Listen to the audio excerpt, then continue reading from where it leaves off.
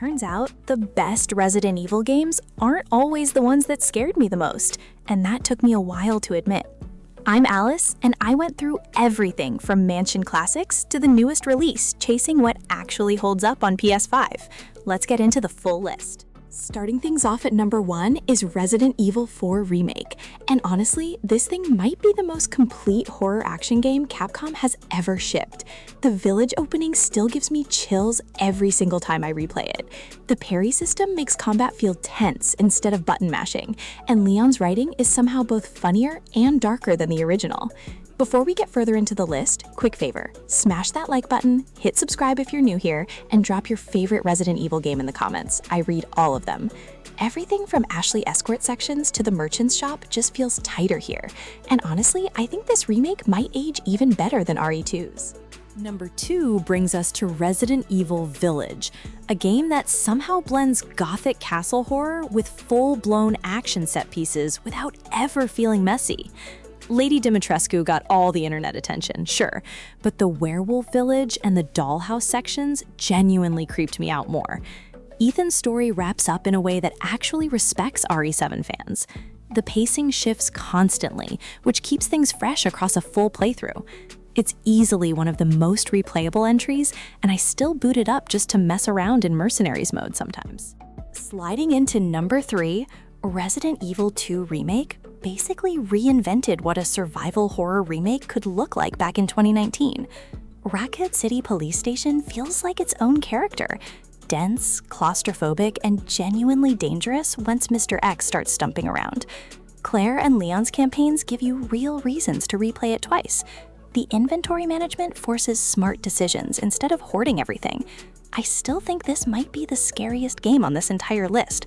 No exaggeration, the tension rarely lets up for long stretches. At number 4, we've got Resident Evil Requiem, the newest mainline entry and honestly a pretty bold swing for the series. Grace Ashcroft's investigative gameplay feels slower and more atmospheric, while Leon's sections lean into the intensity longtime fans expect. The environments push RE Engine visuals to a new level. Some of the lighting work genuinely impressed me. Dual protagonists keep the pacing varied instead of repetitive. It's early days for community consensus, but I already think this belongs near the top of the franchise. Landing at number 5 is Resident Evil 7 Biohazard, the game that dragged this series back into pure horror territory after years of action-leaning entries. The Baker family house is one of the most unsettling locations in gaming, full stop.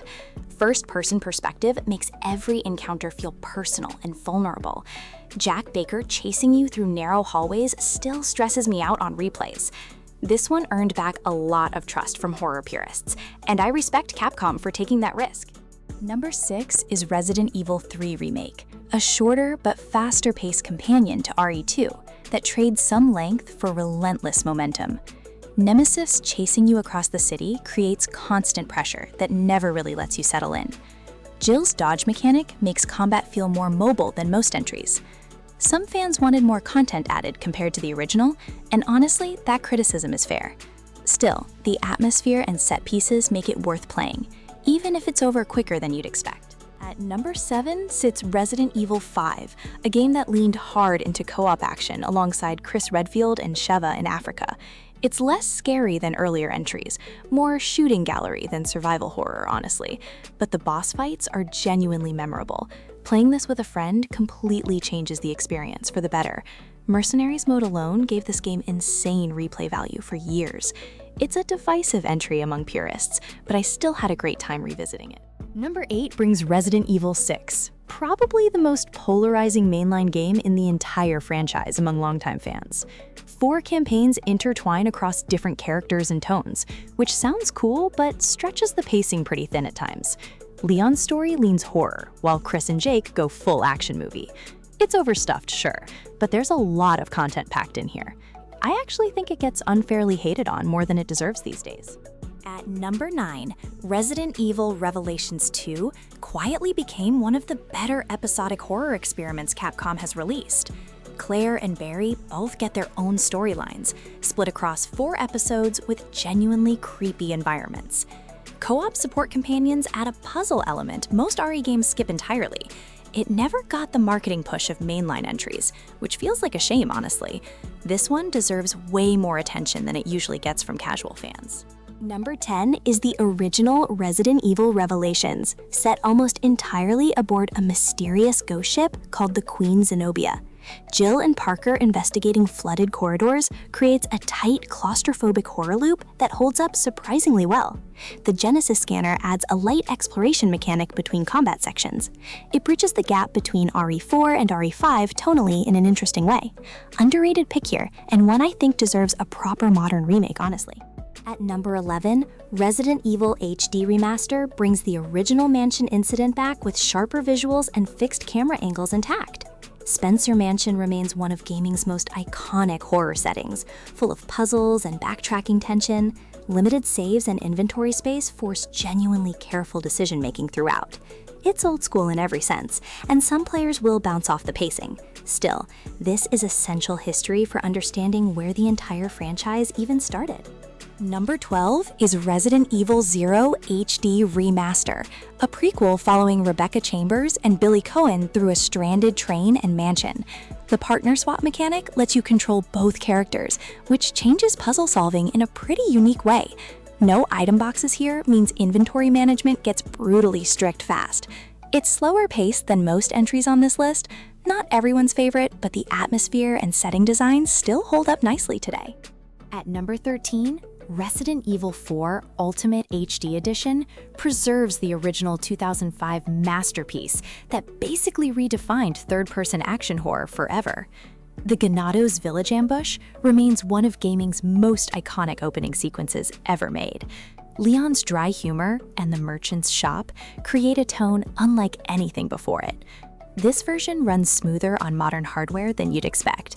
If you've only played the remake, the original still absolutely deserves a full playthrough. Number 14 brings us Resident Evil Code Veronica X HD, a criminally underrated chapter following Claire Redfield trapped on a remote prison island.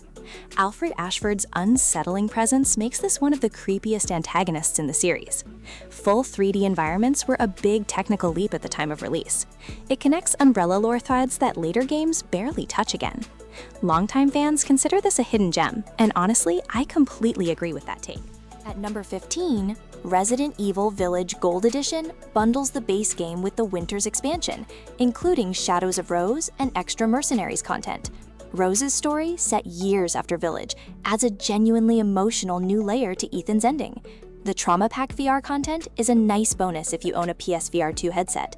It's a solid way to experience everything Village offers in one package. Great value pick if you missed the original launch entirely. Number 16 is Resident Evil 4 Remake Separate Ways, DLC that finally lets you play through Ada Wong's parallel storyline properly. New sections and a grappling hook mechanic make her campaign feel distinct from Leon's playthrough. It fills in story gaps that the base remake glossed over quickly. Fans of the original PS2 version's bonus mode will appreciate this expanded take. Short, but genuinely satisfying, and worth it if you loved the main campaign. At number 17, Resident Evil 7 End of Zoe wraps up the Baker family saga through Joe Baker's hand-to-hand combat-focused epilogue. No guns here, just pure physical survival against mutated threats in the swamp. It's a tonal shift that some fans loved and others found jarring, honestly. The bayou setting looks fantastic in first person. A solid closer for anyone who wanted more closure after RE7's abrupt main ending. Number 18 is Resident Evil 7 Not a Hero, following Chris Redfield hunting down Lucas Baker after the main story concludes. It's more combat-focused than RE7's base game, which some purists weren't thrilled about. Lucas's trap-filled sections are genuinely clever puzzle design, though. This DLC ties Chris back into the wider Resident Evil timeline nicely, free with certain additions, and honestly worth playing just for the closure alone. At number 19, Resident Evil 5 Lost in Nightmares drops Chris and Jill back into a classic gothic mansion setting for a nostalgic detour. It intentionally echoes the original game's slower, puzzle-heavy pacing instead of RE5's usual action. Fixed camera angle throwbacks are a fun surprise for longtime series fans. It's short, maybe an hour, but dense with atmosphere throughout. Genuinely one of the better pieces of DLC Capcom has ever produced, honestly. Number 20 is Resident Evil 5 Desperate Escape, a shorter companion piece following Jill and Josh Stone fighting to survive after the main story's climax. It's fast-paced and combat-heavy, less about exploration and more about pure survival tension. Existing RE5 owners get a nice bonus perspective on the ending here. It won't blow you away on its own, still a fun little epilogue if you already loved the base campaign experience. At number 21, Resident Evil Reverse is Capcom's multiplayer experiment, where iconic characters battle using classic weapons and bioweapon transformations. It launched rough, honestly. Buggy servers and a thin roster held it back early on. Turning into a tyrant min-match is a genuinely fun power fantasy, though. It never found a huge audience compared to mainline entries. Worth trying if you want something different. Just don't expect deep single-player content here. Number 22 brings Resident Evil Resistance, an asymmetric multiplayer mode bundled alongside RE3 Remake, pitting survivors against a mastermind player. It plays almost like a horror-themed take on trap-building games. Balance issues held it back from becoming a long-term hit, honestly. Character abilities are genuinely creative when the matches click well. Underappreciated mode overall, and it deserved more support than Capcom ultimately gave it after launch. At number 23, Resident Evil Operation Raccoon City lets you play as an Umbrella Squad trying to erase evidence during the original outbreak. Reviews were rough at launch. Combat feels clunky compared to mainline entries, honestly. Still, the concept of playing as the bad guys is genuinely interesting on paper. Co-op runs with friends make the experience considerably more enjoyable than solo. A guilty pleasure pick. Not a masterpiece, but worth trying once for curiosity. Number 24 is Resident Evil Umbrella Corps, a fast-paced competitive shooter that leans hard into arcade-style team combat over horror. Longtime fans mostly rejected it for straying so far from the series' roots. Movement feels snappy though, and matches are refreshingly quick compared to typical shooters. It's not going to convert horror fans, honestly. If you enjoy quick, competitive rounds with zombie enemies mixed in, it's a decent curiosity pick.